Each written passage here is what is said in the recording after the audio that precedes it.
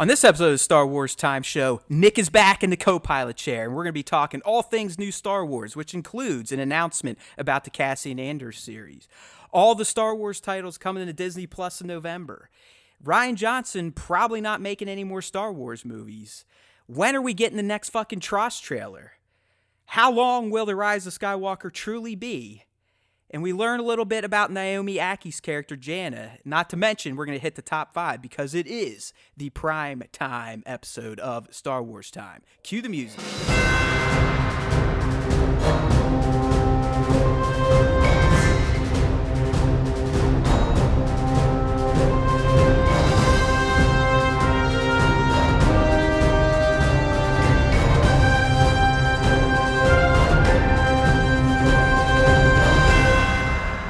Welcome back to a primetime episode of the Star Wars Time Show, and guess what? That's right, my Chewbacca is back. He flew his Falcon back over from the EU. He's here. He's ready to rock. Nick has rejoined the show. It was nice having a special guest here the past 2 weeks with Jared, a.k.a. Sir Dork, but I'm not going to lie. I miss my man, my main wingman, Nick, but he's back. He didn't run away. He didn't stay in EU. He didn't get so fat that they couldn't bring him home on a plane.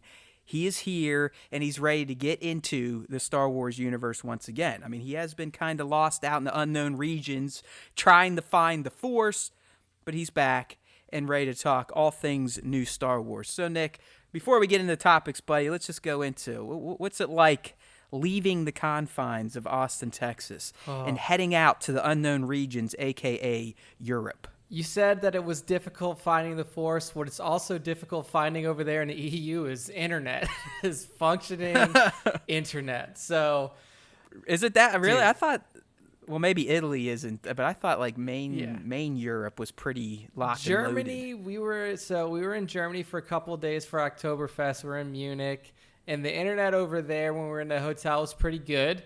So that was functional. But in Italy, it's definitely a different story. Italy is an old country. It's a beautiful country. But old things typically don't handle new internet, infrastructure well. And in Italy, it's just, Oh, we talking like fucking modems still? Like dial-up? I was talking to my girlfriend's dad, and he's like, yeah, up until like a year and a half ago, we still had dial-up. Like, it was still Holy fucking shit. Like, he showed me the modem that they have now. He's like, yeah, they tell us it's fiber, but it's a DSL connection. You could see a phone cable plugged into that motherfucker. So, like, that is hilarious, man. I mean, I guess there's probably a pro to that life. I bet it's a lot less relaxing, hustle and bustle, and you can relax more because you're not worried about social media this or checking your email and this, that, and the other thing. If I was over there and I wasn't working, so I was still like working when I was over there, so from like 5 to midnight I had to be at least available on email and on Slack and stuff like that, and had to take calls. And like I have to say, like I had like 3 or 4 calls drop on me because the internet was bad. But if I wasn't doing that, it would have been super relaxing. Like just sitting out on the porch, you can see like the Alps. Like from my girlfriend's parents' house, you sit out on the porch, you can see the Alps, and they live on like a cornfield, so it's just like a big open field and the Alps, and you're drinking Italian wine and cheese and all this stuff. It's fantastic. It was very relaxing for the times that we could relax, and all the stuff we did was super fun. Went to Oktoberfest, like I mentioned before. Got blitzed at Oktoberfest, just drinking liters and liters of German beer. I mean, Did you get to see any, like, EU Star Wars stuff? I mean, were there any, like, random fans at Oktoberfest dressed up? Any stormtroopers getting fucked up? Nope, none of that. Or did you just kind of tune out of Star Wars for 2 weeks? None of that at Oktoberfest, but I will say there's a surprising number of Disney stores in Italy. Like, really? Yeah, like we were walking through Verona, which is not one of the bigger cities in Italy. Like it's not Rome, it's not Venice, Florence, any of these big cities. Like you'll know Verona because that's where like Juliet's balcony is and all this stuff. But in Verona, there's a Disney store, and like you walk in and it's just like there's Star Wars shit all over the place. What was really cool is I walked into the Verona one, didn't buy anything. I walked into the one in Florence, and I was looking at the bags on the back of the wall. So they sell like, the individual little bags that you can reuse. And that leaked image, remember like 4 months ago or something like that, we had that leaked image from TROS, and I was like, man, if that's on a poster, that'd look terrible. Yeah, it was like the Walmart level That's art. the bag. I saw it. At Disney Italy, they're like, yeah, fuck it, just send all the shit over there. Yeah, that's the fucking bag you could buy. I saw it. I almost took a picture of it to send to you, and I was like, oh, that's man. hilarious. It's kind of like over here where, you have a championship, say the Super Bowl or, the CFP. Both teams get championship shirts made, like we're number one, and then usually the loser, they send all that stuff to Africa or whatever and give the poor people and whatnot. So you're essentially saying Disney takes all their shit designs that aren't even good enough for Walmart and ships them over to Italy. It may be the case right there, because I haven't been to a Disney store in the States, so I don't know if that bag's here, but I saw that and I was like, holy shit, I can't believe it. Well, it feels like you've literally been gone for a year now. Dude, it feels... So in terms of Star Wars news time, so I can't remember if you were around when some of the official posters were revealed, like the Walmart posters, and quite frankly, dude, a lot of the art for this movie is just bad. Crap. It's just bad. It just looks like shit. I mean, like I said, it looks like Walmart posters. Yeah, I mean, I don't know if they let go of all of their artists before the TROS time came around, or if they got people working on other things, because they probably share some artists between. They fired everybody that worked on TLJ. That's true. That's right. Everybody. Kathleen Kennedy's not even real. She's a robot at this point. I know. It's crazy. They killed the real Kathleen Kennedy. But yeah, man, the fandom menace. It's been a long time, and I'm glad to be back in the saddle, back in the co-pilot's chair of the Falcon, and let's get some Star rock and Wars roll. stuff I mean, going. it's a good thing you came back, because we're about 2 months away from the film dropping, and hopefully a week away from getting pre-orders opening up. But we'll get there soon enough. So, as you heard the announcer at the beginning of the show, we got a few things to talk about. I wouldn't call it a busy primetime show, but that's all right. You never know. Nick is back, and I am myself, and I tend to go on random tangents if something pops into my stupid head. But for now, we're going to try to stay on task, and we're going to get to the list of Star Wars content that will be launching day one with Disney+. And launch day, my friends, again, everyone remembers, right? November 12. I think it's out in certain parts of the world at this point, especially over in the Eastern Bloc for some reason.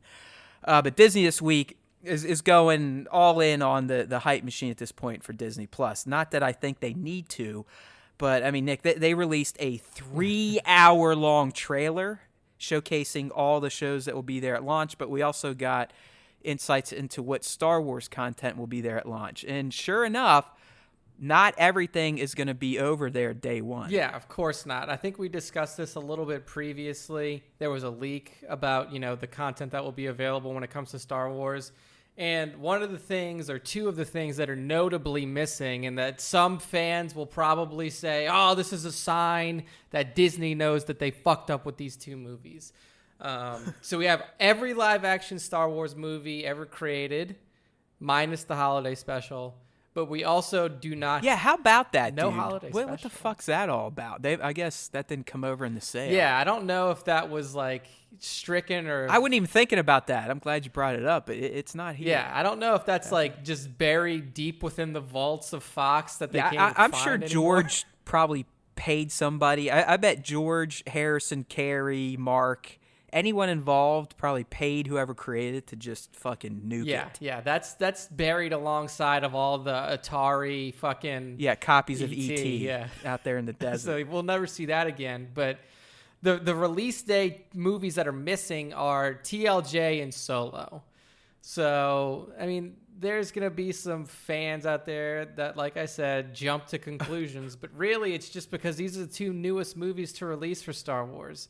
And there's TLJ and Solo are both already on Netflix, so I'm sure that there is a conflict between the... Yeah, it's some licensing agreement that hasn't ran out yet. I mean, in this post, I don't know if I put it because I'm not a journalist. I just throw out what I want. But I believe Disney is promising TLJ, Solo, and sure enough, TROS will all be on the service within its first year. Yeah. So they will be over, but it has to be licensing at this point. Yeah, just their Netflix deal. What's really cool is you get the movies, You get the Mando, so that's gonna be day one. Yeah, I mean, let's be real. That's the fucking draw. I mean, as a father of a 3.5-year-old, I'm also excited for the back catalog of all things Disney. I mean, some of the movies that are going to be on there, I didn't even know were real movies, let alone you're going to have all the classics and shit. Oh, yeah, dude. There's... but yeah, I mean, the Mando, but you're going to get the Empire Dreams documentary. Yes, this stuff is really To cool. me, though, I don't know where you're going. Sorry to cut you off, but it's the animated stuff that I'm going to urge people that snubbed their nose to all these the first time and haven't gone back because they didn't feel like paying for them. If you're in Disney Plus, you need to treat yourself to the Clone Wars, to Star Wars Rebels, and more importantly, and don't laugh at me, Nick, all the Lego animated series that is going to be on Disney Plus. In particular, the new Yoda Chronicles and Droid Tales. I promise you, my friends, there's some of the best 20 to 30 minute long Star Wars tales out there. It has that Lego humor, that tongue-in-cheek shit. They make fun of Star Wars tropes, Star Wars characters. They're fantastic. Freemaker Adventures, another fantastic series, especially for little ones. And then All Stars, Nick and I have talked about those throughout the years. But I'm really urging people, like I said, if you passed on a lot of animated Star Wars when it initially came out, now is your chance. Yeah, exactly. This is the perfect time to do it. There's going to be tons of new animated stuff coming out as well. We know that we're getting the revival of the Clone Wars series. We know that we're going to get Star Wars Resistance Season 2 once it wraps up on the Disney proper run. I mean, there's going to be... Yeah, that's when Nick will be able to watch it, because you don't have fucking Disney anymore. My cable subscription, I don't know what's going on. One, I don't have a functioning cable box, so that's a blocker. And then two, all of a sudden, like, I go to Disney Now, I sign into my cable subscription, and I cannot get access to Star Wars Resistance Episode 2, because that's the one that's locked behind. So basically, one half of our Resistance recap special series can't even watch the show at this point. So I'm going to have to get creative. I don't know. We may have to get back to you all on that one, but we'll be in touch. Point is, November 12th, you're getting a heavy dose of Star Wars content on Disney Plus, in addition to all the other Disney stuff. I mean, some of it just looks like straight vomit.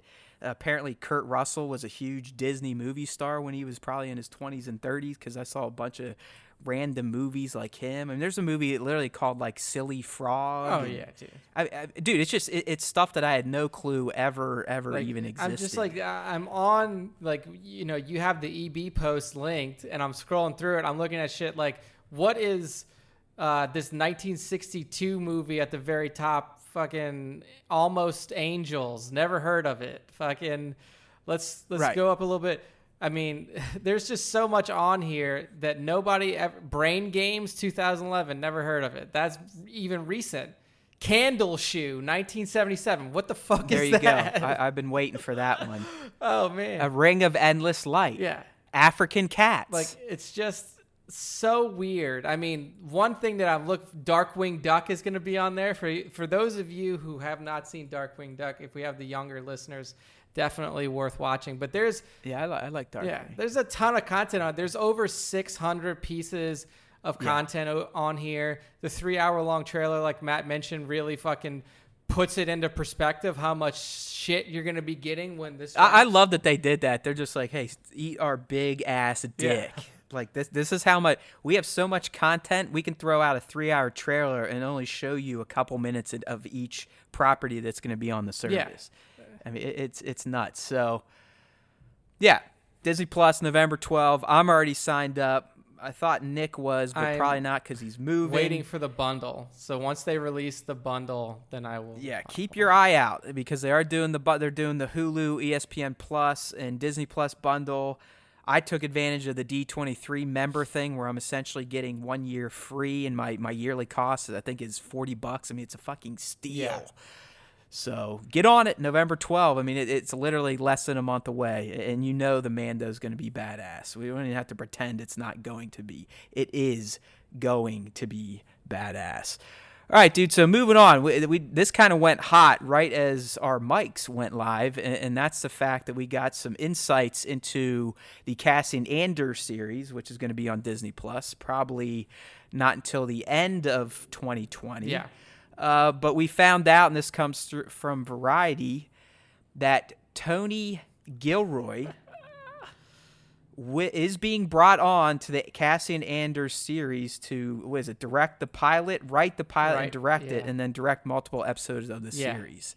Tony motherfucking to put Gilroy. this story in the context, Tony Gilroy is the one that they brought in to help on Rogue One, but he's also a huge dick. Like, I mean, Keanu Reeves type of dick type of deal. Not Keanu Reeves, his character, but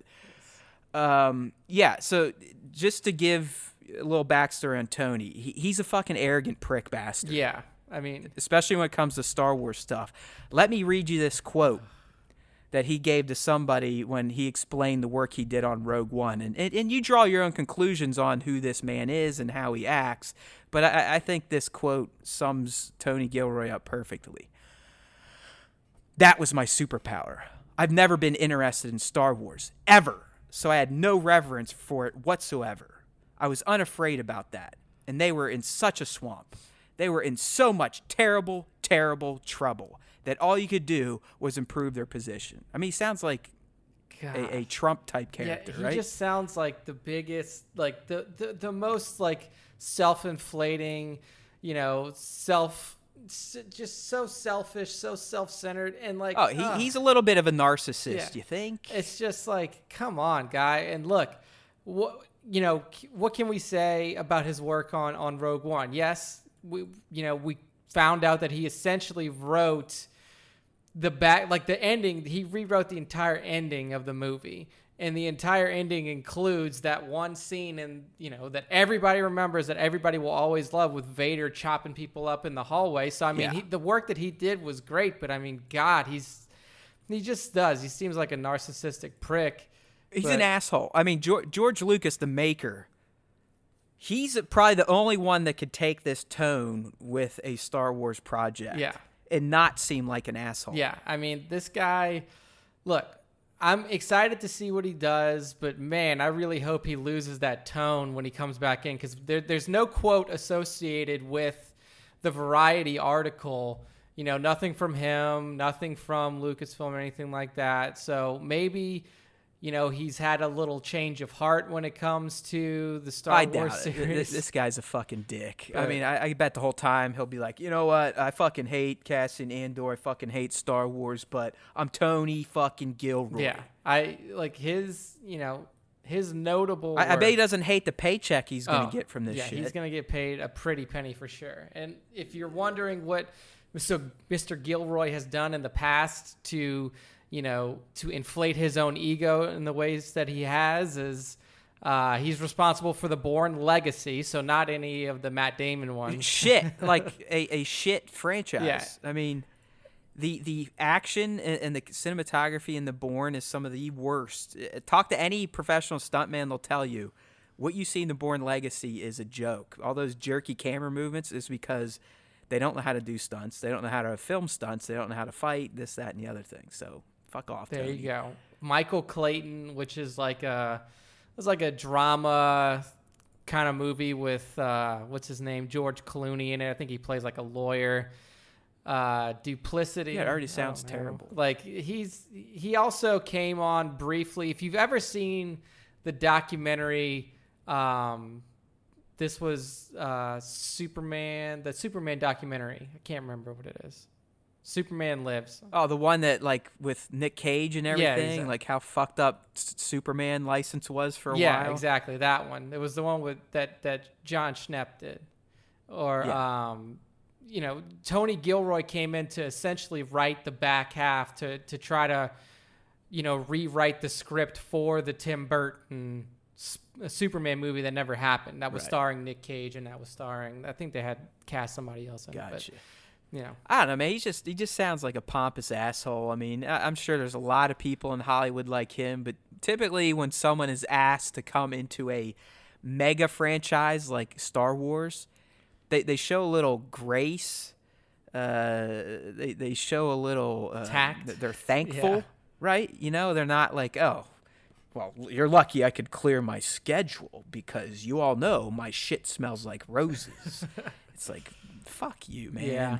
Like, people would... There's probably people out there in Hollywood, young, aspiring writers, directors, that would literally chop off a body part to get a job like this. And then you have this guy who I know we're attributing a lot of this conversation to a quote he made a few years ago, but old people don't really change, right? We've kind of seen that in American politics. People stick to their guns regardless if they're right or wrong. It's an issue, but I think this guy is a Star Wars hater. It's like I guarantee when the agent gave him the news, he's probably like, oh fuck, Yeah. I'm gonna get millions of dollars to work on Star Wars again. That stupid sci-fi shit. Like, I guess. I mean, we'll yeah, see. like, oh, it's so beneath me, but I haven't done shit in years because I'm really not even that good, so I might as well take it. Yeah, I mean, we'll see. So the way that Andor is, being described now is it's a spy thriller. So and that makes sense considering that this is going to be a prequel series to Rogue One. Obviously, since Cassian dies at the end of Rogue One, not calling spoilers on that because if you're listening to this, you should have seen Rogue One a long time ago. I mean, fuck you people. We'll adhere to spoilers for new shit, but get the fuck out of here for years old stuff. Yeah. So I'm really hoping that this does kind of take that approach, the infiltrative spy type of network. Do we see him infiltrate the Empire at any time during the show and stuff like that? So I'm really excited to see where. Yeah, no, it should be a good one. I think it's going to be entirely different than what we're going to get in Mando. I think the worlds will look similar, but it's going to be a completely different type of show. Like you said, this one should be very thrilling. I think we've talked before, and once we'd want to see, I'd love to see Cassian get shady again, kill some more people, just do spy, assassin type of stuff. Exactly. So even though it seems like there is a giant penis at the helm, I'm still excited for the Cassian Andor series, looking forward to it dropping hopefully sometime late 2020, maybe 2021 on Disney+. Good stuff. Yeah, so speaking of Star Wars directors, we got a little blip out of Mr. Rian Johnson. I know to some of you, he is the devil. I don't quite feel that way, and I'm somewhat excited to go see Knives Out here in a few weeks because I do think the guy can tell a story with a camera.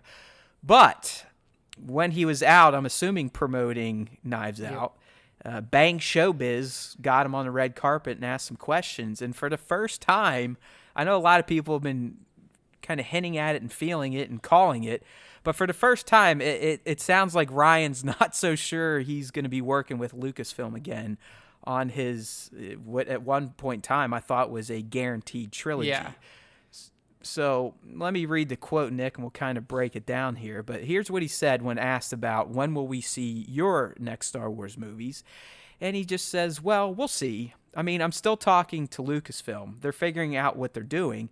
And we'll see what happens. But, I'd be thrilled if it happens, but I'm doing my own stuff too. So, keyword in there, my friend, is, well, we'll see, and then if. I mean, that if is a huge if. Yeah, exactly. I mean, the last time that we heard anything solid from Lucasfilm or Disney on Ryan's trilogy was actually prior to the release of, to the release of TLJ. I mean, yeah, you're exactly right. I mean, because you remember, all the critic reviews were coming in. Everyone's like, holy fuck, this guy literally is going to beat Empire Strikes Back. Yeah, and so, there's huge hype around Ryan before the public even got to see TLJ. Yeah, and Disney took that hype and they were like, look, man, if everything turns out the way that we expect it to, you're going to be a fucking giant superstar in Star Wars land. So here you go. Here's your own trilogy. We're giving it to you now.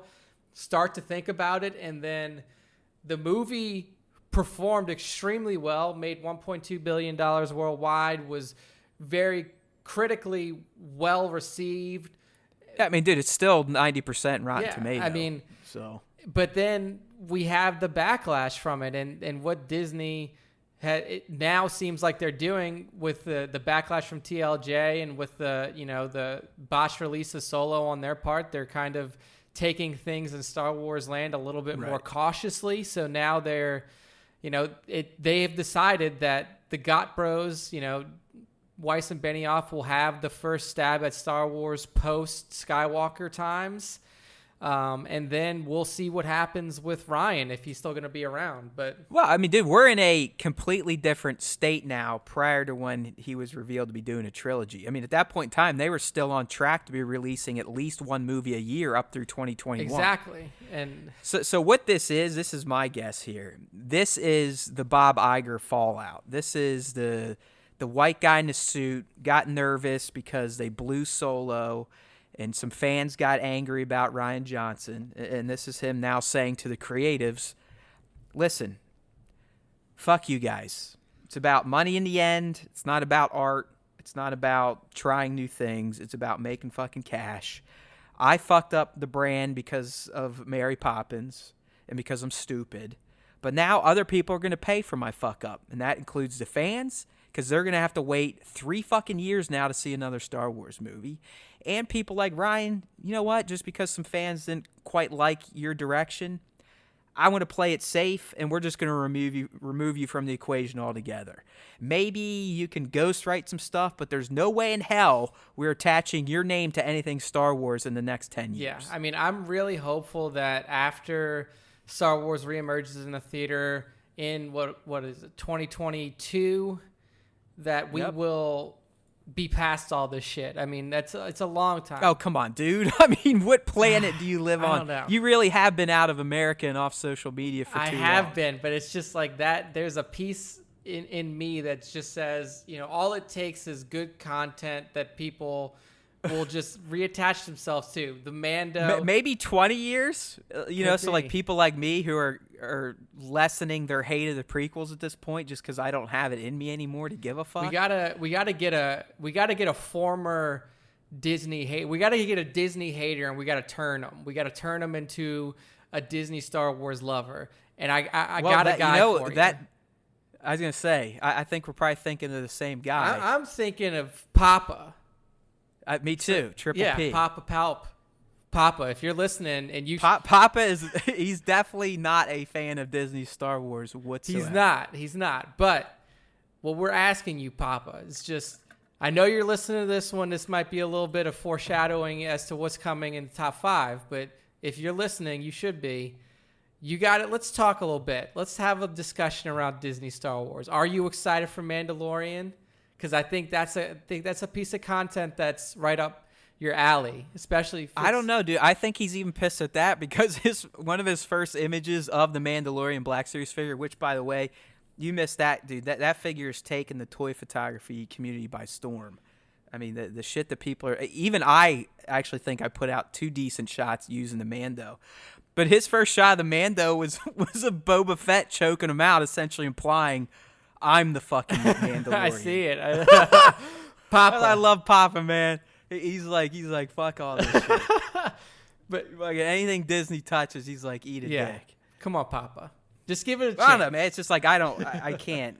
And you know how I was. I mean, if there's anyone still listening to us that has been around when we were on the EB network, I mean, I used to get here on Friday nights all lit up and just go on rants, diatribes about my prequel. Oh yeah, I mean, even it'd be so bad that the next morning I'd wake up and be like, man, I am a fucking angry asshole. Like, why would anyone want to just listen to that shit nonstop? There are people that do like hate. I get it, but I can't do it anymore. I don't care. I've got people to hate and real life stuff to hate. I can't sit here and worry about how Anakin as a character was shortchanged and it fucked up Darth Vader for life. I mean, it is what it is. I moved on. Yeah, but I feel like we can get past that. I think the Mando is gonna smack everything down that's been going on in the fandom.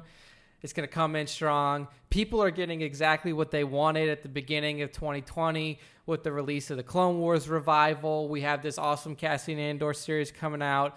We have solid amounts of Star Wars content coming, people. Yeah. We have Cal Kestis and the Jedi Fallen Order getting ready to release in less than a month. Can't wait. That's like a month away, too. Yeah, I mean, this is the best time to be a Star Wars fan. I'll tell you what, dude. If that game is like a Dark Souls, I'm going to be so fucking disappointed. I know. If the combat is. Because I had to review the Surge 2 for EB, and that was the least amount of fun I've ever had playing a game, because I hate Soulsborne type of game. I don't get it. I mean, I understand why those want to push themselves, because I guess it can give you a feeling of accomplishment, but man, when you're literally playing essentially the opening tutorial mission for an hour and a half, 2 hours, because you're getting killed by just fucking bozo NPCs, Yeah. I don't see any enjoyment in that. I don't even see how that's a fun challenge to tackle. So I like that we've heard that Respawn's going with somewhat intuitive, precision-based combat. I just hope it's not if you make one fucking wrong move and don't parry and block like it's real sword fighting, you're fucking dead by Bozo Trooper B. Yeah, exactly. Like, I just don't want to have to sit there and roll around and get missed, by every attack. Ugh. I hope it's not like that. I don't think it will. I mean, but they have said it's strategic, and directional joystick presses will affect attacks. I mean, it has me a little worried. I really hope it's more. It leans a little bit more towards Force Unleashed 2, where it wasn't just full on brain dead button mashing, but it kind of was, with a little bit of skill required. Yeah. So we'll see. We're close, but we may never be close to that new Rian Johnson Star Wars. Yeah, it's a bummer. I like the guy as an artist. I'm going to go out there and say it. You guys can tell me I'm fucking blind, stupid, can't hear. I liked Looper. Looper was... Liked what he did with TLJ. Again, it's not my favorite Star Wars movie. I don't know if it'll be in my top 5, but I don't hate it. And I really do. I think Knives Out's going to be great. So, I mean, give the guy a break. I mean, if he doesn't get any more Star Wars, that's kind of a shame that Disney would cave to a segment of fans, but in the end, it's business. I mean, look what's going on with the NBA in China right now. God. I mean, they're essentially selling their souls out to keep that 1.4 billion population market intact. Yeah. I mean, Nike, Apple, all these companies caving to commies. Yeah. Caving to commies because of the almighty dollar. So, Disney, they're no different. Yeah, Disney built their Marvel series to appease to the Chinese audience as well. And one of the reasons that it was suggested that Star Wars didn't do as well in China was because by Chinese standards, they didn't cast women who were, hot enough, which I think is the most ridiculous thing. But that's what was out there, like, immediately. Well, you also, on the flip side of that, you also have a section of the fandom menace who's like, yeah, they only put Kelly Marie Tran in it because she's Chinese and they need the Chinese money. I was like, well, she's Vietnamese, first off. She's not Chinese, so you lose there, and there you go, you racist. Yeah, it's a good try, but... Yeah, just because they have different looking eyes, you think they're all the same type of human. Yeah, what a fucking... Oh, God, it's 2019. Here we are. All right, so... moving on to the Rise of Skywalker stuff, and unfortunately, my prediction of 10/14 at this point for a new trailer did not ring true. I know Nick and I, we've kind of been saying that for a few weeks. I doubled down on it last week when John Boyega's agent was like, yeah, suck my dick, it's definitely coming out. Well, he's full of shit. Yeah. He's probably just trolling everybody, having fun. Boyega even had to get on his Twitter and be like, hey, guys, listen, I really don't know when it's coming, but I think it's going to be soon, and it's going to be great. Just shut the fuck up, leave me alone type of shit. But we now have a new date, and a lot of the big-time leakers out there, I kind of hate referring to them as the Holy Trinity, because that's the name Jason from MSW has given himself in Bespin Bulletin and Jedi Pax at this point. And it's like, come on, guys. Yeah. Like, it's like, look, there is a part of me. I mean, don't get me wrong, Nick. You know this. I would love to have the audience that those people do. I would love to be looked at someone that is a mover and shaker in Star Wars fandom. I would love to have their sources more than anything. Right, but when you start kind of puffing out your chest and acting like I'm awesome because I sometimes hit Star Wars leaks and these are the only 3 great leakers out here, and how dare you ever critique our leaks and say we're stupid or wrong, because that's the nature of leaking. It's like, calling yourself the Holy Trinity, that's a little narcissistic. Yeah. Little pompous, but either way, they've all kind of converged, and they're now thinking that 10/21 next Monday is going to be the debut night for The Rise of Skywalker. They're going with a Monday Night Football debut, kind of like I was hypothesizing for this week. And I still think Disney fucked up this week, Nick, because there's a large Disney movie opening this Friday in Maleficent 2. Yeah. And you'd think they would take advantage of that, a new movie hitting theaters, to tag a Star Wars trailer on it. I really doubt that they'll debut the trailer in theaters. I mean, it's not 1999 anymore. I can't remember the last time a major movie franchise debuted its trailer in a theater and not on a TV show or just YouTube. Yeah. So I thought it was odd they didn't do it, but I at this point, it has to be the 21st. Yeah, I mean, Monday Night Football is essentially a captive audience of human beings. Like, you're going to get the largest amount of eyes on it, so it always makes sense to do it then. And like you said, you know, I guess after you drop it, you know, Maleficent 2 is still fresh. Maybe you could throw the trailers in after it's already dropped. I don't know. Yeah, like, you know, it's weird. I don't know. It's an odd timing, but, you know, Disney owns a lot of property. You know, Disney doesn't necessarily have to say, well, we have to do it on Monday night. Disney could do whatever the fuck they want. Like, Disney will take over half a segment of Good Morning America to drop a new Star Wars trailer. Right. We've seen that in the past. So it's not out of the realm of possibility that we don't get it on a Monday Night Football audience. But it just seems to make the most sense if you're trying to get something in front of as many people as possible at one time. So I would still contend you'll have more eyes on good GMA than MMF or MNF. Yeah, I mean, because I mean, MNF is ESPN, which is cable. Yeah. A lot of people don't even watch Monday Night Football anymore because, I mean, me personally, dude, Booger McFarland and whoever that other random dipshit color commentator is or play-by-play. Joe Tessitore used to be a fight commentator. He used to do boxing. Could be the worst broadcasters I've ever listened to. I mean, last night I had the game on, just in the background was editing some toy photography. And I swear to God, I mean, Booger was right. The officiating was awful, but every fucking time he talked, he had to mention officiating. Yeah. And it's like, we got your point, bro. I mean, he essentially wanted to start a fight with the on-air ref that they have now in the booth. And it's like, Booger, you're right, man. The officiating's terrible, but shut the fuck up. Yes, we've heard you say it's bad, but we get it. And Tessitore, I mean, come on. I could do better play-by-play than that, and I don't even know how to do it. Tessitore is definitely having a rough go at it his first try. I mean, if I'm looking at the game that's happening on the 21st, I mean, it's not a particularly – I mean, I guess it's a big market game if you're looking at – who is it? It's the Patriots versus the Jets. But there you go, dude. I mean, come on. It's New York and Boston. New York, exactly. I mean, like you said, it's all market there. Yeah, it's a giant market. So, I mean, the game that happened on the 14th was what? It was Detroit and Green Bay. Green Bay, Detroit. There's no way that they're going to drop it during that one. So, it makes sense. Two giant TV Isn't it markets. Also Carrie's birthday on the 21st? I thought I saw something like that floating around. It might be. I'm not sure. It could be. Could definitely be. But hey, Google, when's Carrie Fisher's birthday? To get help with that, you'll need to give me some more information. Oh, you fucking asshole. Let's see.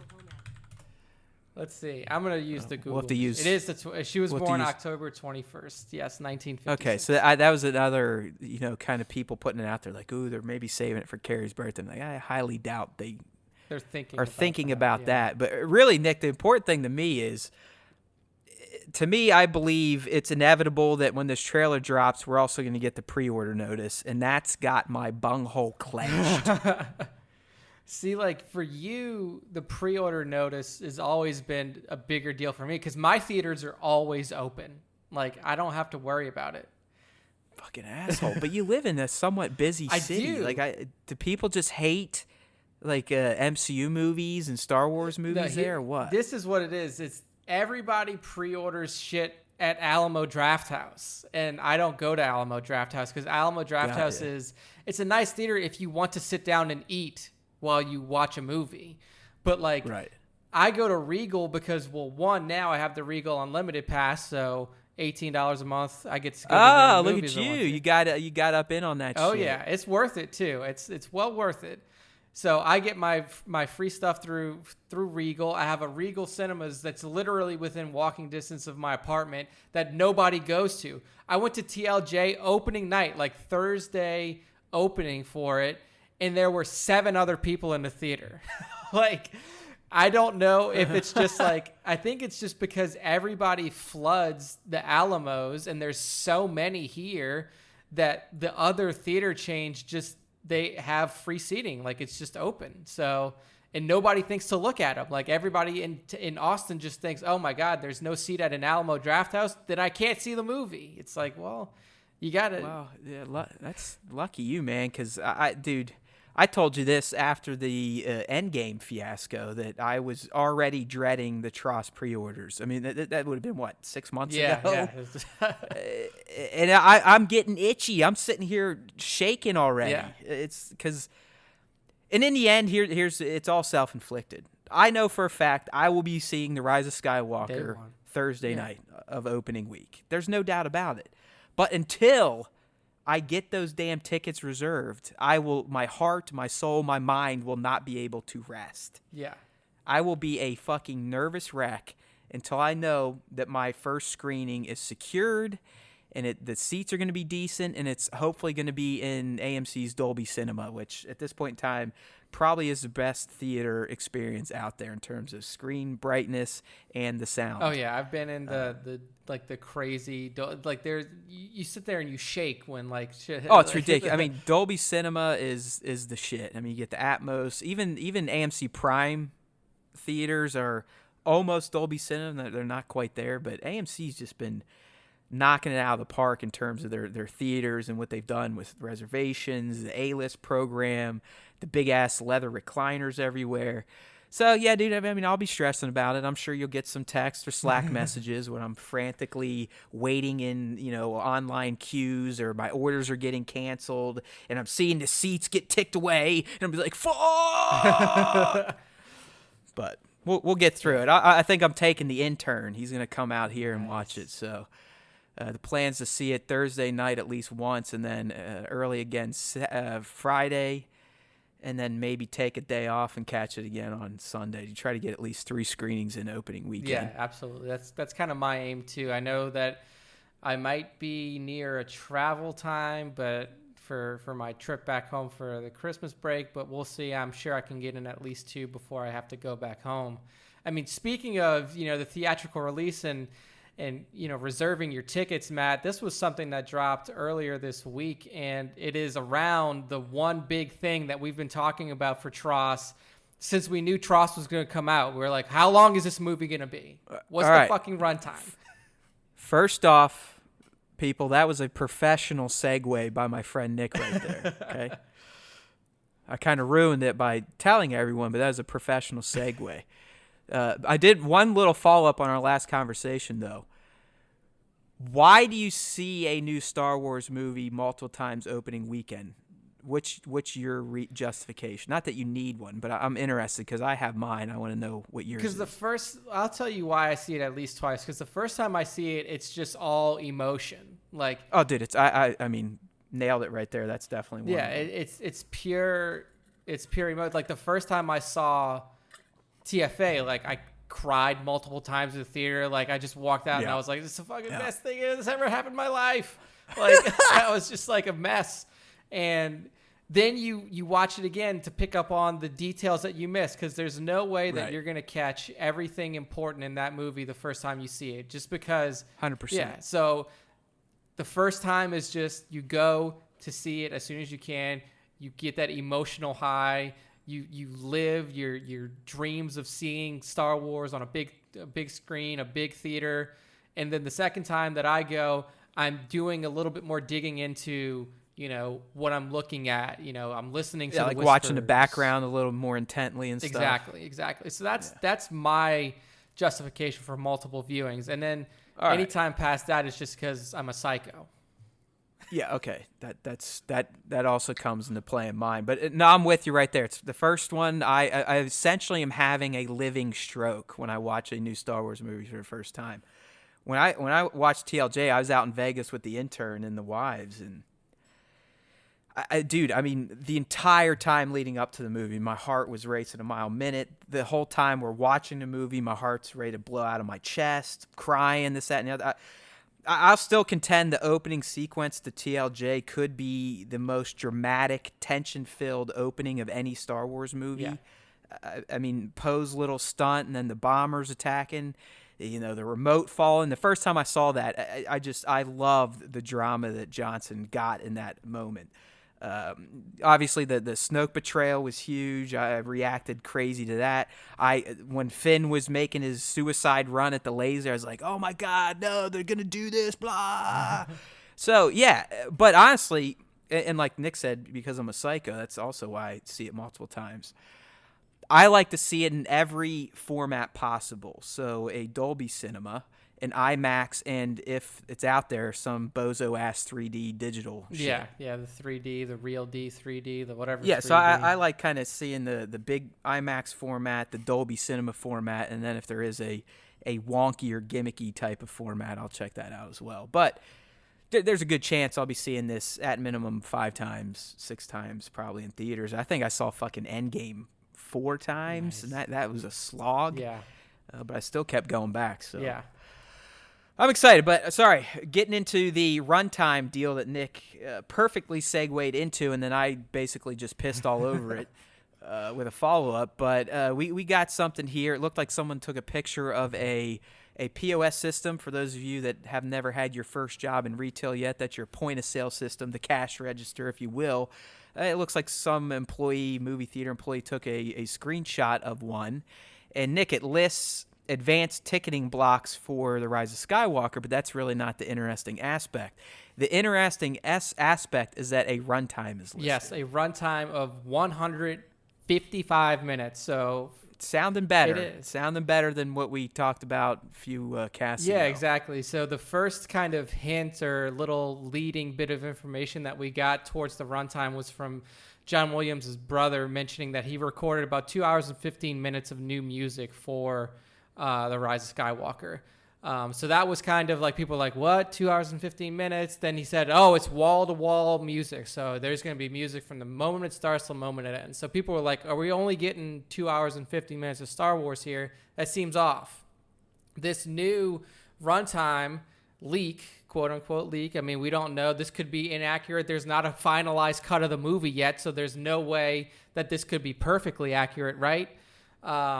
No, you're right. And this is actually, I mean, I saw this story from Star Wars Unity either earlier this week or over the weekend, and I was just lazy. But they're the ones that initially reported they're here in 155, but it's not final because there were some reshoots, and obviously the way these directors work, they'll edit the motherfucker right up until release week. Yeah, exactly. So 2 hours, 1 hour or 155 minutes equals 2 hours and 35 minutes. And usually that means stem to stern. We can do math. Yeah. We can do our math. 2 hours and 35 minutes stem to stern, meaning that will go until the end of the credits. So usually you get about 5 to 7 minutes of credits at the end of a movie.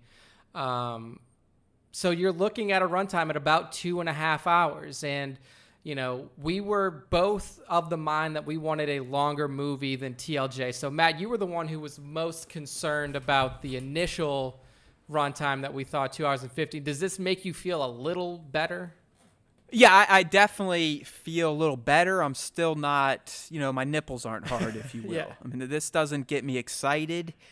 It makes me feel okay. I mean, I kind of wrote up the post and I went back and forth in my own head, like, do I like this? Do I not like it? I mean, in the end, I would prefer it to be much closer to the 180 minute. I'm not gonna lie. I mean, I'm a Star Wars junkie. This is the culmination of 9 movies that have spanned nearly 50 years at this point.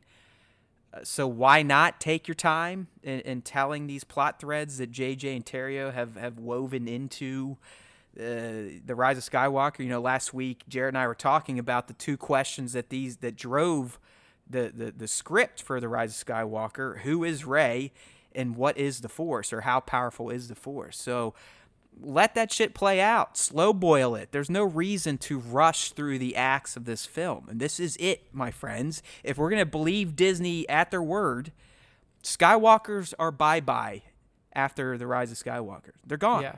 You're never going to see another Skywalker live action anything ever again. I find that hard to believe, but that's the stance they're taking, so we have to believe them at this point in time. So why are we trying to get this one out the door nice and quick? Hey, we don't want to make people sit for too long, blah, blah, blah. Yeah. I mean, I guess we have to trust a guy like JJ to know, be like, all right, if you only need 2.5 hours to tell a story that's going to be perfect and stick the landing for 9 movies, and I'm going to believe you because he's earned that respect at this point. But I don't know. Slow boil it like Endgame. Make that first act nice and slow, set shit up, and then bang, bang, bang, bang, bang. Just keep fucking punching us in the face over the last 2 acts. Yeah, I mean, it's an odd, like 2 hours and 35 is definitely it's a long movie. Like, it would be, I mean, right now at 155, it's technically longer than TLJ. Yeah. So, and here's the thing, like outside of Marvel movies, like 2 hours and 35 minutes is a long fucking movie. Like, if you sat down to watch some random ass Joe Blow movie and it's 2 hours and 35 minutes long, you'd be like, I don't know about this shit. Like, I don't know what this is about. I've never heard of it before. Like, maybe I'll take a break on it. But like, 2 hours and 35 minutes is a significant amount of time to tell a tale. And like you said, JJ is a professional filmmaker. I mean, this guy has written some of the coolest nerddom films that have released in the last decade.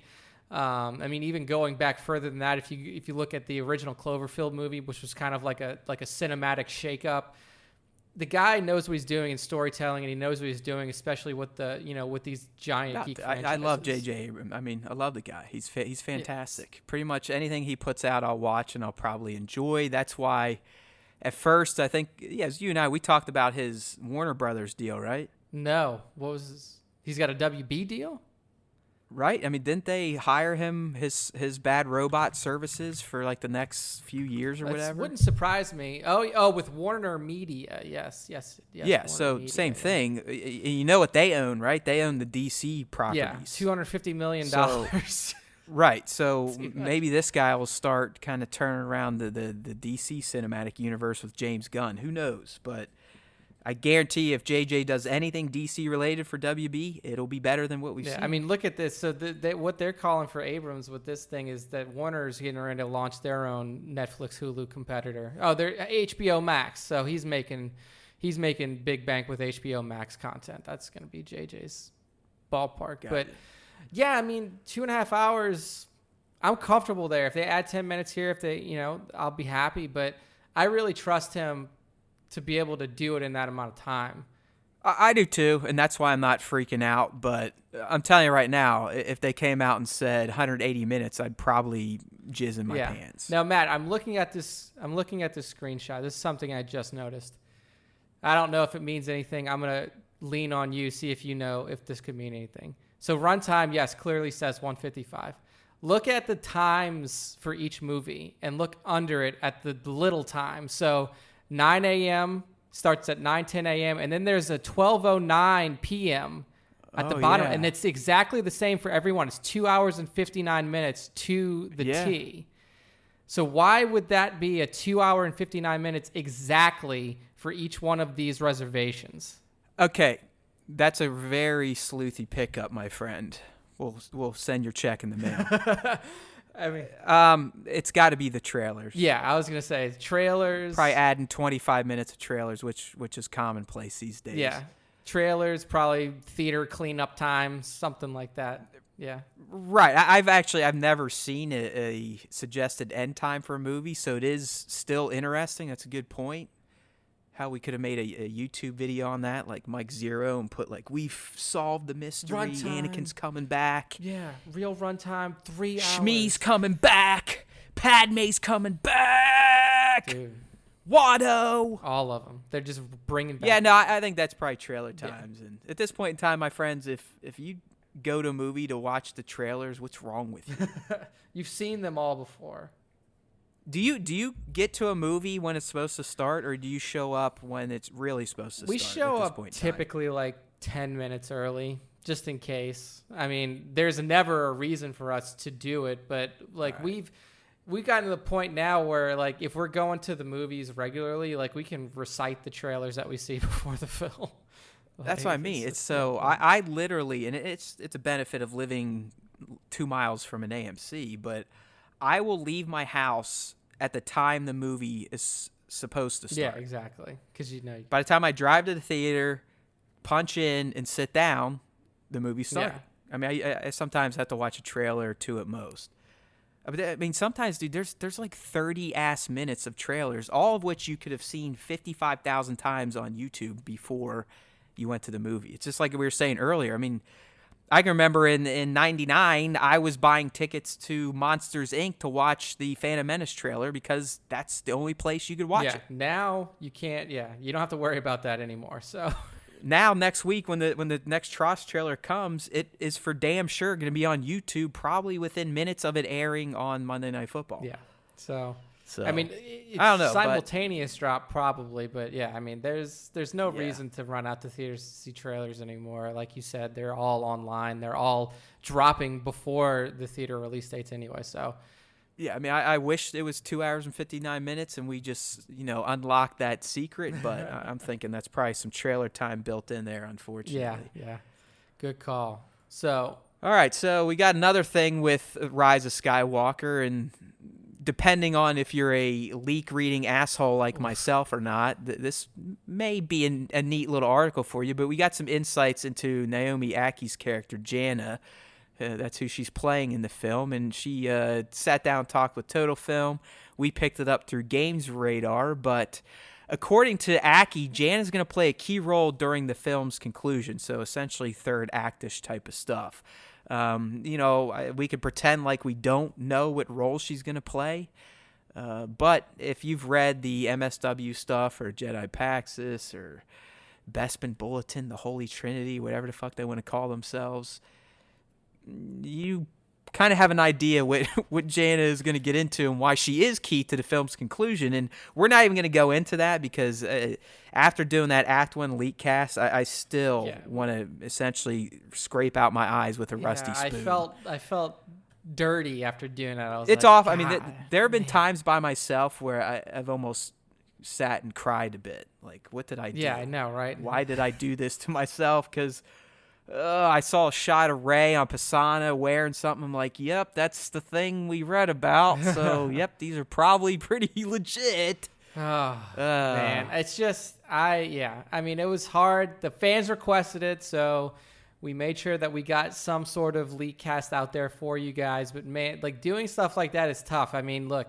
MSW and those guys out there, they're I'm sure they're as big as Star Wars fans, if not bigger Star Wars fans than us, but like I don't know how they do it. Like, what joy do you have in seeing a movie if you know everything that's going to happen before you see it? Like, it's just like at that point you're just watching for story beats that you know are already coming, which kind of destroys things in a plot. But in terms of Naomi Ackie's character, Jannah, and her role at the end of the film, I mean, we kind of know that she's going to basically become a part of the gang, right? They're going to land. Well, she even says here, I fucked up, I didn't read the quote, but Jannah is a warrior, and she comes into contact with the rest of the group at a point where they need some help. She is part of the resistance, and she spent a long time acquiring skills that might be helpful when it comes to the big conclusion of the film, so she shows up at the right time. So, I mean, Naomi's pretty much saying that she's in the resistance already. Is that how you're interpreting that? Yeah, she's basically come out and says it. She is a part of the resistance. I am a part of the resistance. So who knows if she's a remote agent or if the resistance has finally spread to other planets and there are people that, just like the rebellion, they're kind of throwing their weight behind the movement. But again, if you've read some of the leaks, you know what Naomi's talking about. I don't want to go into it. I've already talked about that, but she is going to play a pretty big role. I mean, we're not really giving anything away here. She's going to meet up with the group. That group's going to be the good guys. So the Finns, the Poes, the Reys. And, I mean, can you let's look at the little bit of, I guess you could call it like a little bit of, comparison to ROTJ here. So at the end of ROTJ, we know that we're on the forest moon of Andor.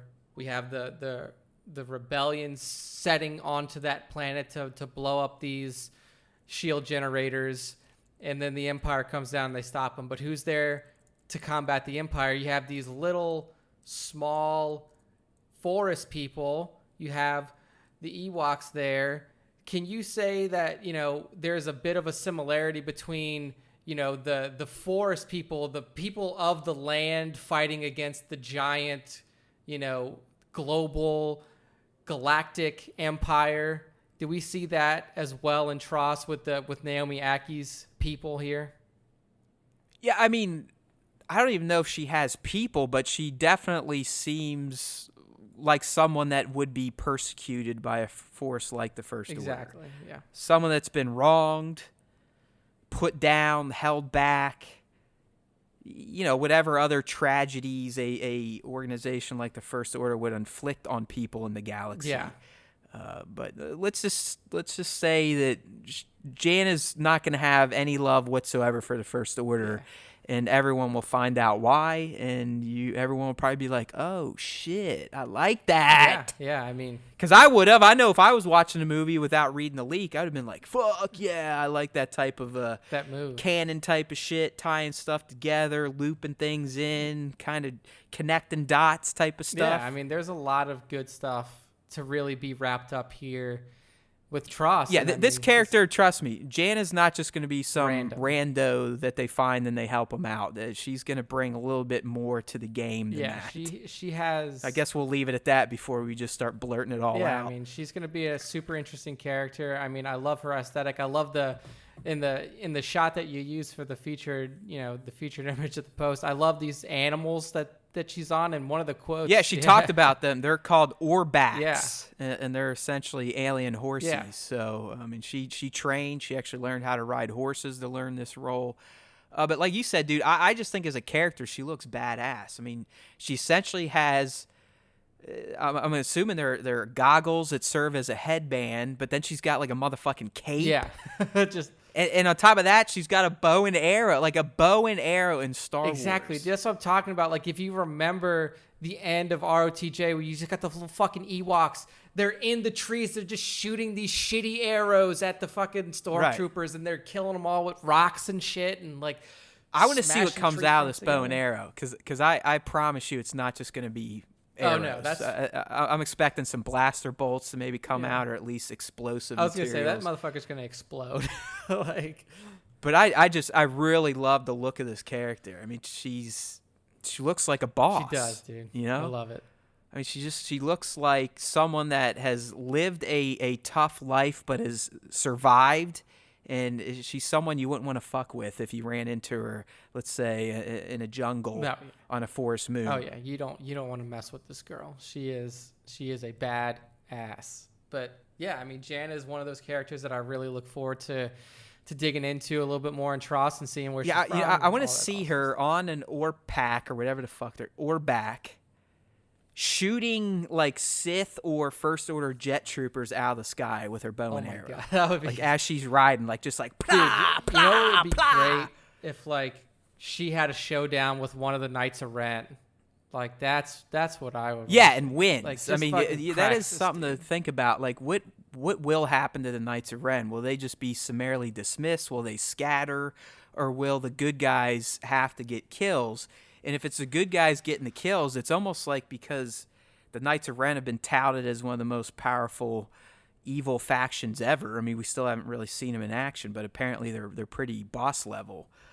But I feel like if they're that level of skill, this, that, and the other thing, they should get sort of like featured deaths. Yeah. Like even like in an end game, they still focused on Call Obsidian and the main guys of Thanos' force, their kills. Yeah, exactly. You know what I mean? You got to get, and look, all of the good guys have to get their kills too. I mean, if you think about the Knights of Ren, you could have Finn take one down, you could have Poe take one down, you could have, Rose take one down. I mean, you could scatter their kills out a little bit to make it significant, not only for like a featured death that you were mentioning, but like a significant moment for each of the protagonist characters that we have. So I think it's it's definitely going to be interesting to see what their role in particular is in this film and how they're going to be treated. Like you said, are we just going to see them and then basically like they're gone, bye, no more? But yeah, I hope not. I mean, I really, unless they have plans for them in subsequent movies and you could kind of detach them from the Skywalker saga, that they all need to die on camera. Yeah. So I'd almost like, let's say Ben does come back. I'd like to see him take them all out by himself. that would be sick. That'd probably be the best, to be honest with you. I know, right? Like, he just comes in and it's like, you know why I was the motherfucking Knight of Ren, bitches? Yeah. And he's like, I mean, fucking chopping people's heads You know off. what I still want to happen? This is something I talked about with Ben in particular. This is a long time ago. I mean, this is months, maybe even a year ago when we first learned why red lightsaber crystals exist. And that's because they bleed. I was really hoping that if we get like a Ben Demption, if we get the Ben, the Kylo to Ben turn back to the good, that we see his blade and then it goes blue, like it turns back to blue. So like he's walking up to the knights. They just see Kylo. They don't know it's Ben. Right. And then he ignites the saber. He lights that bitch. And then it's either blue or green, and he just starts fucking. Or like just full on white. Like it just goes white. I mean, that would be sick. And he just starts Oh, cutting yeah, that'd be through. awesome. But it's probably not going to happen because. No, probably not, because I think we've already read what's going to Yeah. happen. So I don't think I don't think it's going to happen, but Oh, fuck me and fuck Jedi Paxis. I'm such an idiot. we can all dream, right? Yeah. All right, man. Well, that kind of wraps up all of the new Star Wars news we had to throw at your faces this week. But we're not done yet, people. You know what time it is. It's a primetime episode of Star Wars Time Show. So it's time for the top 5 Star Wars featured artists of the week, which Nick is back, so he curated again. I always line him up. He always picks his top 5. But before we get into Nick's most recent top 5, I do want to give a special mention, a shout-out to a super fan, if you will, and that's Star Wars Black Series 2019. This guy, Greg, has just been excellent as a fan. I would even say he may be the most loyal fan we have. This week alone, out on Instagram on his Star Wars account, his toy account. I mean, this guy's creating essentially dioramas dedicated to the show and stuff we talk about on the show. He's really latched on to the fact that we have our 2 goats in Sir Dork and everything Kylo. I mean, he put out an image today.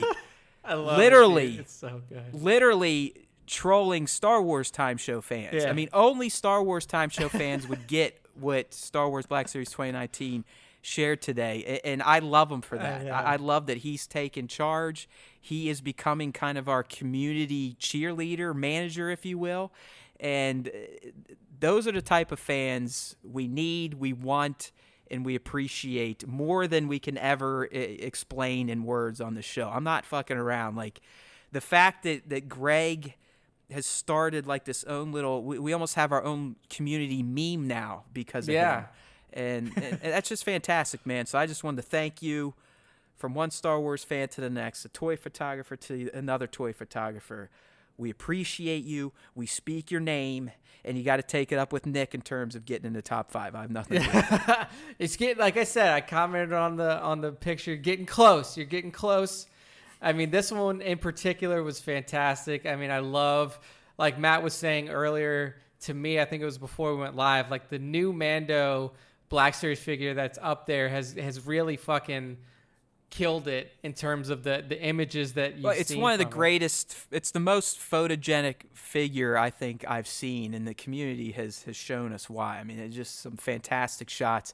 I could probably only share Mando shots for the next few weeks and never run out. That's how many awesome toy picks are coming out with this guy in it. So anyway, Star Wars Black Series 2019, Greg, just wanted to give you a mention, a shout out. There's a part of me that almost wants to put today's image on a shirt, and that just becomes our shirt, where it's literally the Mando walking two goats on a leash. It's great, man. It's great. It's fucking awesome. I mean, literally, I want a shirt like that. I mean, it's just fantastic. Like I said, it's people like Greg that make what we do worth it. It's those types of reactions, that type of dedication. I mean, all I can say is keep it up, man. Keep spreading the good word. It is not going unnoticed. All right, dude. So let's go ahead and get into your top 5, which you got a nice little break from. You took the last 2 weeks off. Now you're back, and now you're lining them up. So let's get into that first one. First one of the top 5. I foreshadowed it a little bit earlier in the cast when I was talking about turning one of the Disney haters back to the light side. And here we have him. He's up front. He's the number one. He's first on the list. I have to say, Nick, the community, and I love that we even have one at this point. And it may just be two guys or maybe 4 guys. But Baron's Black Series is petitioning to have Papa Palpatine added to the GOAT list for Star Wars. Papa has some impressive shots. He has an impressive resume. If you go through Papa's Instagram feed, it's nothing but killers. I mean, the guy is good at everything. Nonstop excellence. I mean, he's busting out 1,000 plus shots every fucking day, sometimes 2 times a day. Easy. And the guy does it in many different forms and fashions too. He's not a particular type of photographer. He does everything. He does mashups. He does scene recreations. He does everything that you can think of. He does action shots. He does chill shots. The guy does it all great. So I can see that. Baron's Black Series, I know we will take this under advisement for a third GOAT to be added. Papa is definitely on that short list if we're going to add a GOAT number 3 here. But this first shot that we have, and this is pure Papa, I'm not going to lie. If Papa is anything, he is a lover of old canon, and he's a lover of the old EU. So the caption, that's what I mean. I mean, he just always throws subtle shade, and I love it. It's so good. But so what we have here is a fantastic shot of Jannah Solo. I'm not Ben Solo. We're not talking about Kylo Ren here. No other Solo children except the original EU Jannah Solo with her purple lightsaber. That was canon, people. This is not something that Papa made up in his head. She had it's purple. I mean, this is some fantastic stuff here from Papa. And so we have her throwing a lightsaber through a stormtrooper behind her, and then also pulling out her father's pistol. If you look at that pistol model, it looks just like her dad's, and blasting a stormtrooper in the head in front of her. And then obviously she's slain 2 other troopers that are down on the ground in front of her in the foreground of the shot. Read his caption, because that truly is, that just seals the deal on this shot. She will always be canon to me. Hashtag Jannah Solo. I mean, this dude is. I love it. He is a killer. I mean, this is a fantastic shot. I mean, if you have never read old canon, I know at this point the only reason that you're reading it is just for the enjoyment of reading Star Wars stories, even if they don't mean anything to canon anymore. Go read some of the stuff. Go read the Dark Nest trilogy. Go read the Legacy of the Force, novels and stuff like that, where Jannah Solo was prominently featured. She's a fantastic character. Sword of the Jedi. Papa Palpatine listening, you know that's her title. I mean, I'm telling you right now, she's also a fantastic action figure. She's one of my favorite Black Series. I love the black Rebel pilot uniform, and that is just tits. Yeah, I mean, she was a badass. She was a bad motherfucker, and I'm glad that Papa makes a shot like this, showing reference to a character of old that I really did. I really loved Jannah Solo. And when I first saw, when TFA first burst onto the scene, when we first started getting images and we started getting teasers and stuff like that, and we see Kylo and then we see Rey, my mind went to, they're retelling Jannah and Jason Solo's story. Because essentially Jannah is this paragon of the light, sword of the Jedi. Well, I think a lot of people thought that way, and that's why they hate Disney Star Wars. Exactly. And then you had Jason on the other side, who was the fallen Jedi who becomes a Sith, Darth Caedus. So. Yeah. But yeah, this is a fantastic shot all around by Papa. I love how the guy thinks. I mean, his posing is some of the best out there, especially in the action sense. And I think he uses it in an actual fog machine too. You don't fuck around with atmosphere aerosol and shit like that. Although I did get some cans for my birthday over the summer, and I'm not gonna lie, atmosphere aerosol is just so easy to use. I mean, it is pricey. I just dropped $90 on 12 cans, and that's like a deal. I mean, it's a mega deal. But I'm sitting here like, all right, well, when I finally come back indoors and start shooting over the winter because it's getting cold my way, I'll probably still fire up my $20 hand steamer to create the atmosphere, so but Papa always gets the atmosphere, the pose, and just the details. Yeah. I mean, he always adds so many little nuances to a shot, like the fallen troopers, the barrel behind her. You got a guy in the hallway, and then the lighting. So yeah, I mean, good pick. Yeah, there, and Nick. I mean the thing about Papa is too, like you mentioned, adding all the detail. If you scroll through, if you go through his feed and pick a shot, he'll show you the setup. I mean, and he does not. He's got a go-to location, I'm guessing, by his house, and it works perfectly for all sorts of different shots. But it's literally like the same rotted tree stump. Yeah, I mean it's great. It's great. He's a fantastic photographer. He's a Disney hater, but he's a Star Wars time lover, so we love him back. Hey, we still love him. It's all right. All right, next up. I don't know if this particular person has ever been in the top 5. The name looks familiar. We're talking about Father's Figures here. He might be. Just a little history on Father's Figures. He was like one of the original people to get tasked by Hasbro to create shots for an SDCC or a celebration or whatnot.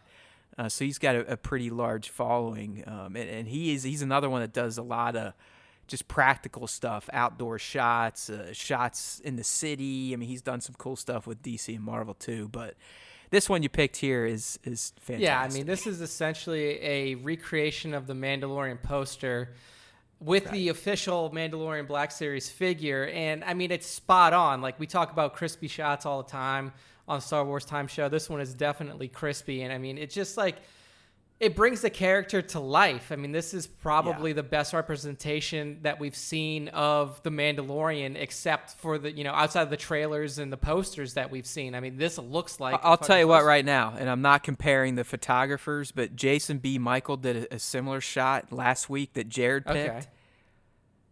Okay. They're both titties. I mean, but it's a very similar shot. I mean, what Father's Figures got going on here that I'd be interested in is the soft goods, because Homeboy comes with a rubber cape, and that's not a rubber cape. No, that is clearly a soft goods cape, so that's probably so I'm something. assuming he made it or repurposed it from another figure, but he even did like the weathering on it, the tearing at the end, the fringes of the cape or whatever, all fucked up. It is. It's just I've tried to. I was just out this week shooting the Mando, and still the posing. It's like, this guy's such an easy figure to shoot, and I would look at my shots afterwards and be like, dude, why were you taking snaps of that? I mean, the pose looks fucking moronic. He looks like a action figure. You know what I mean? It's just like, and this is a very subtle pose, yet it's super effective because it does look like the dude is lurching his way through a desert. Yeah, he's got a little bit of lean on. He's definitely in motion. Like you said, it's a good capture of emotion of this character. And, I don't know. We see some dust particles picking up in the background. I don't know if Father's Figures is actually like blowing in like canned air here, which is why you're also getting the cape kind of waving in the background. But I mean, he really just nails everything about this shot. Yeah, I'm guessing that everything in this is practical. I would assume so based on some of his other work. Yeah, so I mean, this guy, fantastic shot, fantastic figure, really brings it to life. And I scrolled back through and I found that Jason B. Michael shot, and it is fantastic too. I mean, this one's another great representation of the Mandalorian. Yeah, I mean, at this point, Jason B. has literally, we talked about this last week. I mean, he and I need to recreate the scene on the Death Star between Obi-Wan and Darth Vader, where Now Darth Vader I've walks become up. the master. Basically, yes. What was it when we last met? I was but the learner. Now I am the master. Exactly. That's pretty much what he could say to me, and then chop me in half, and I would go willingly. Yeah, I mean, this guy, Jason B. he's definitely been... Dude's got the eye. There's no fucking doubt about it, and that's really all you need. He just needed some insights into some trickery, but, I mean, his eye is primo. Yeah. So, not to take anything away from Father's Figures, this is a fantastic shot, too, and he also has a primo eye. Clearly. But it's kind of hard to fuck up shots of the Mando. I'm not He's gonna just lie. such a badass looking motherfucker, right? Like, he just looks... It's like I said, I even put one out last week that I think got over 500 likes, and that never happens for any of my shots. So. But Father's Figures, I about mean, again, this is a guy where you can go through his feed, and there's just fantastic stuff all around. And he doesn't just do Star Wars. I mean, there's Star Wars on there, but you'll see Marvel, you'll see TMNT, you'll see, Legend of Zelda. Like, there's a ton of stuff on here for Father's Figures. The guy's he's a true professional. So, fantastic work, sir. Well-deserved top 5 entry. Let's move on to our next one. And this is, again, I believe Uncanny Figs. I mean, we've done so many top 5s at this point, and like Matt said, I took a couple weeks off, so I got to get back in the mode. But I think Uncanny Figs is another new top 5 entrant, and this shot is just so good. Like, this is what we're seeing here is a Kylo Ren shot, and he's clearly, this is like almost looks like a half shot, because you can see Kylo with his lightsaber ignited, clashing with clearly the blue lightsaber of Rey that is off frame. But God, just like everything about this image is fantastic. I mean, the level of detail, obviously, in the figure, like you mentioned, this is the Hot Toys collectible figure here. And just the detail work done on the lightsaber, like the effects done on the lightsabers. Dude, that's what I was going to say. And I'm sure a photographer does want to hear that the VFX are like some of the most standout part of a shot. But there's something about the lightsabers in the shot that just fucking pop. Yeah. I can tell you right now, the reason you don't see a lot of Kylo Ren shots for me is because I don't like making his lightsaber. Oh, yeah. I think he's an asshole because his lightsaber is so unstable, and it's hard to remake in a photo editing tool, especially if you are stupid with Photoshop. It gets really hard. But yeah, I mean, the shit just fucking pops. Look at the brightness there. But here's a little insights for you. Unless Uncanny has a source that I don't, or that most of us don't, there is no Hot Toys The Rise of Skywalker Kylo Ren yet. Oh, wow. Okay, so he tagged Hot Toys, but it's not even out there.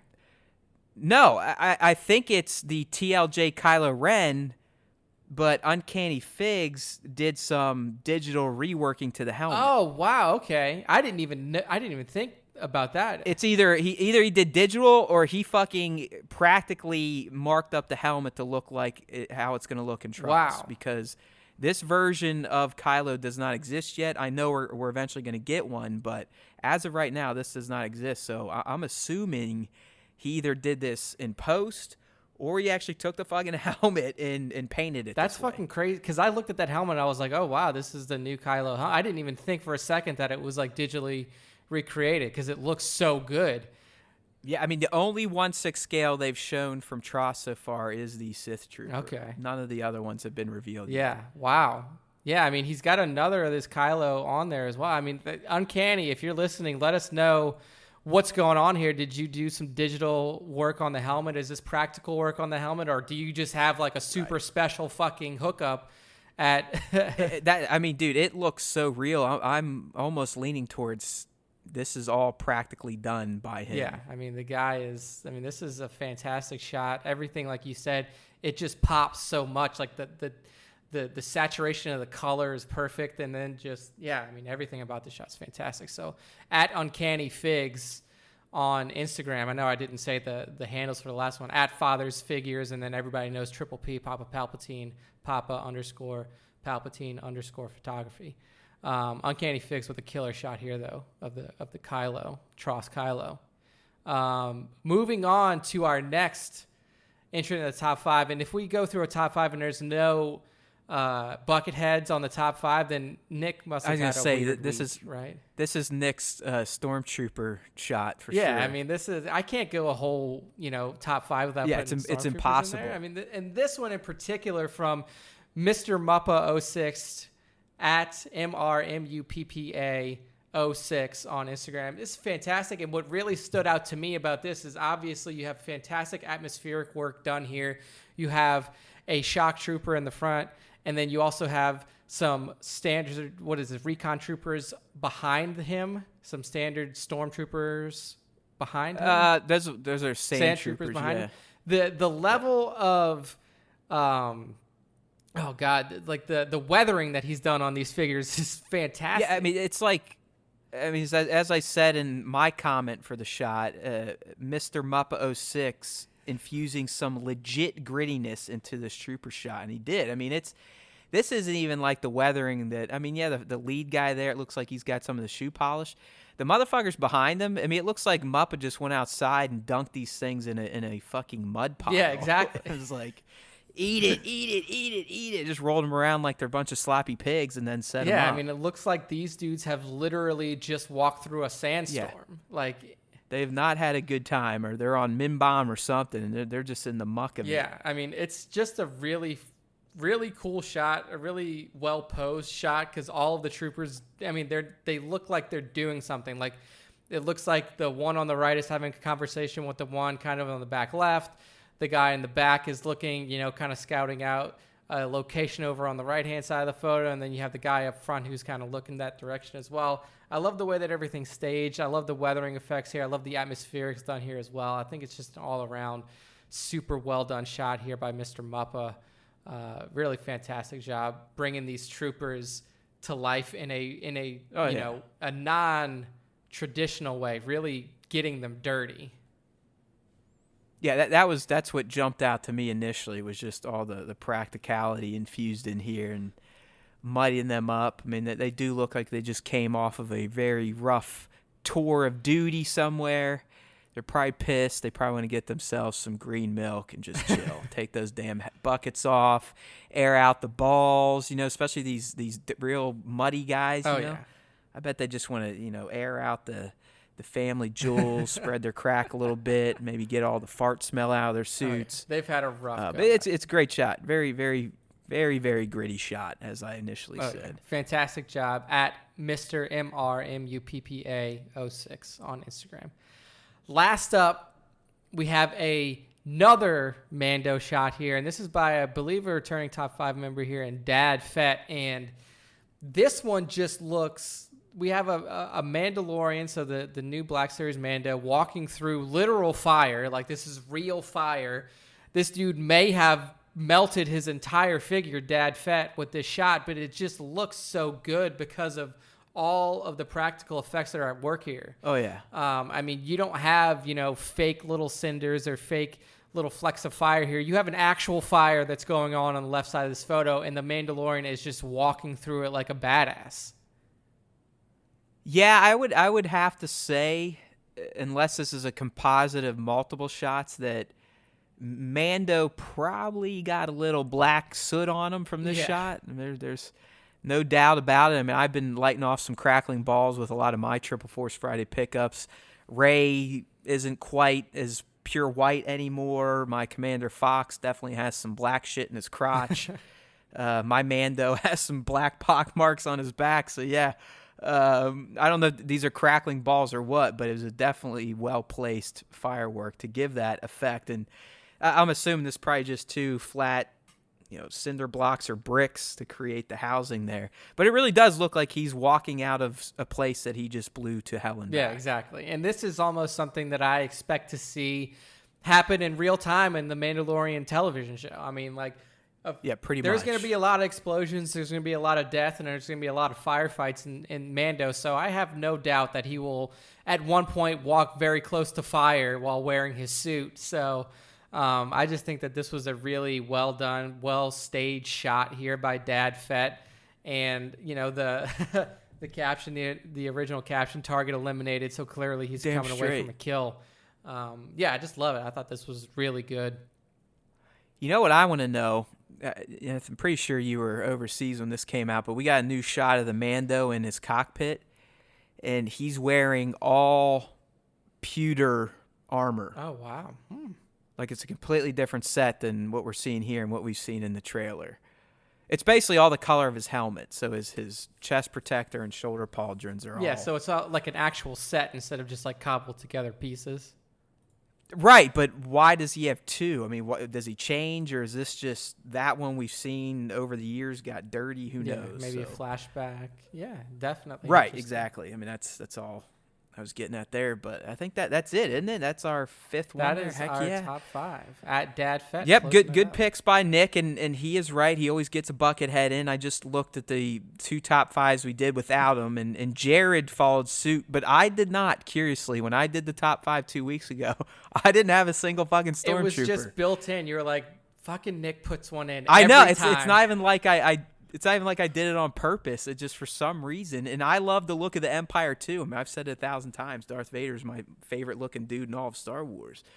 But, yeah, I avoided the Stormtroopers. Maybe it was in honor of Nick, and that's his thing.